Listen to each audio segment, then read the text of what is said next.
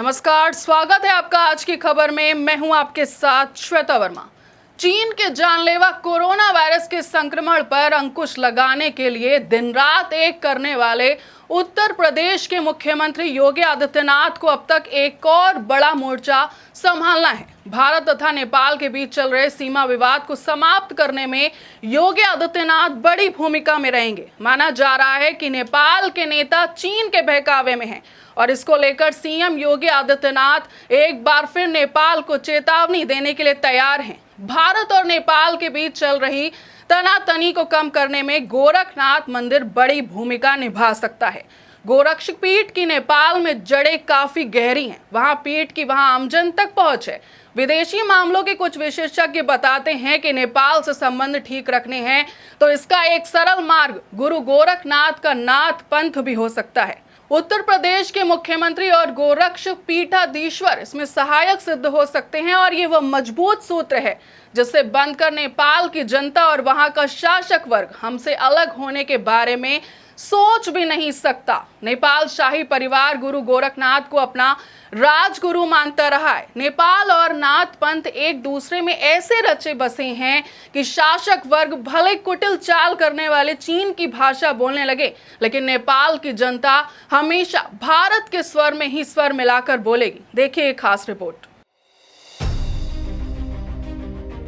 गोरक्ष पीठाधीश्वर योगी आदित्यनाथ भी नाथ पंथ के प्रमुख होने की हैसियत से अक्सर नेपाल जाया करते थे और वहां की जनता उन्हें भगवान गोरक्षनाथ के प्रतिनिधि के रूप में लेते हुए इनकी पूजा करती है। नेपाल की आम जनता में इनकी महत्ता है। जिस तरह से नेपाल में जमीन को राजनीतिक विवाद पैदा करने की कोशिश की जा रही है, उस विवाद को हल करने में गोरक्ष पीठ बड़ी भूमिका निभा सकती है क्योंकि वहां के आम लोग इस पीठ से जुड़े हैं। गोरक्ष पीठ के मौजूदा गोरक्ष पीठाधीश्वर उत्तर प्रदेश के मुख्यमंत्री योगी आदित्यनाथ हैं, जिनकी बातों को नेपाल की जनता बहुत सम्मान देती है। इतना ही नहीं, वहां के राजनीतिक दलों के लोगों का भी मंदिर के प्रति आकर्षण रहा है। महंत दिग्विजयनाथ, महंत अवैधनाथ अक्सर नेपाल आया जाया करते थे। गोरखपुर के गोरक्ष पीठ के गोरखनाथ मंदिर और नेपाल का संबंध सदियों से है। ये मान्यता है कि नेपाल राजवंश का उद्भव भगवान गोरखनाथ के आशीर्वाद से हुआ था, जिसके बाद शाह परिवार पर भगवान गोरखनाथ का हमेशा आशीर्वाद रहा है। इसी कारण नेपाल राजवंश ने गुरु गोरखनाथ की चरण पादुका को अपने मुकुट पर बना रखा था। इतना ही नहीं, नेपाल के सिक्कों पर गुरु गोरखनाथ का नाम लिखा है। गुरु गोरक्षनाथ के गुरु मक्षेंद्रनाथ के नाम पर आज भी नेपाल में उत्सव मनाया जाता है। राज परिवार अब भी गुरु गोरखनाथ को अपना राजगुरु मानता है। मकर संक्रांति के दिन भगवान गोरखनाथ को पहली खिचड़ी गोरक्ष पीठाधीश्वर चढ़ाते हैं तो दूसरी खिचड़ी आज भी नेपाल नरेश की तरफ से चढ़ाई जाती है। गोरखनाथ मंदिर के सचिव द्वारिका तिवारी ने बताया है कि कई बार नेपाल नरेश खुद खिचड़ी चढ़ाने यहाँ आए, नहीं तो उनका अगर नहीं आ पाए तो उनका कोई ना कोई प्रतिनिधि यहाँ पर खिचड़ी चढ़ाने आता है। उसको यहाँ से नेपाल की सुख शांति के लिए महारोट का प्रसाद दिया जाता है। दोनों देशों में विवाद नेपाली कैबिनेट की ओर से पास नए राजनीतिक नक्शे को लेकर है। इसमें भारतीय क्षेत्र लिपुलेख, काला पानी व लिम्पिया धुरा को नेपाली क्षेत्र में दर्शाया गया है।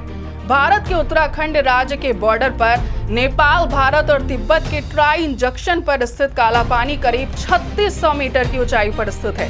भारत का कहना है कि करीब 35 वर्ग किलोमीटर का यह इलाका उत्तराखंड के पिथौरागढ़ जिले का हिस्सा है, जबकि नेपाल सरकार का कहना है कि यह इलाका उसके दार्चुला जिले में आता है। नेपाल के इस फैसले में चीन का दखल माना जा रहा है। दोनों देश मामले को बातचीत के जरिए सुलझाने में लगे हुए हैं। मुख्यमंत्री योगी आदित्यनाथ ने नेपाल के साथ सीमा विवाद के मुद्दे पर पड़ोसी देश नेपाल को चेतावनी दी है। मुख्यमंत्री योगी आदित्यनाथ ने नेपाली सरकार को आगाह करते हुए कहा कि उसे अपने देश की राजनीतिक सीमाएं तय करने से पहले परिणामों के बारे में भी सोच लेना चाहिए। उन्हें ये भी याद रखना चाहिए कि तिब्बत का क्या हश्र हुआ। मुख्यमंत्री ने नेपाल के साथ भारत के सदियों पुराने सांस्कृतिक रिश्तों को हवाला दिया है और कहा है कि भारत और नेपाल भले ही दो देश हों, लेकिन यह एक ही आत्मा है। दोनों देशों के बीच सदियों पुराने सांस्कृतिक रिश्ते हैं जो सीमाओं के बंधन से तय नहीं हो सकते हैं। उन्होंने कहा कि नेपाल की सरकार को हमारे रिश्तों के आधार पर ही कोई फैसला करना चाहिए। अगर वह नहीं चेता तो उसे तिब्बत का हश्र याद रखना चाहिए। नेपाल और भारत के बीच बॉर्डर पर जमीनी विवाद धीरे धीरे नया रूप लेता दिख रहा है और बिहार में शुक्रवार को सीतामढ़ी के सोनबरसा बॉर्डर नेपाल पुलिस की ओर से अंधाधुंध फायरिंग की गई। इसमें 4 भारतीयों को गोली लगी, जिसमें एक व्यक्ति की मौत हो गई। फायरिंग की इस घटना के बाद से सीमा पर तनाव की स्थिति बनी हुई है। बाकी की तमाम खबरों के लिए बने रहे हमारे साथ और देखते रहें आज की खबर। नमस्कार।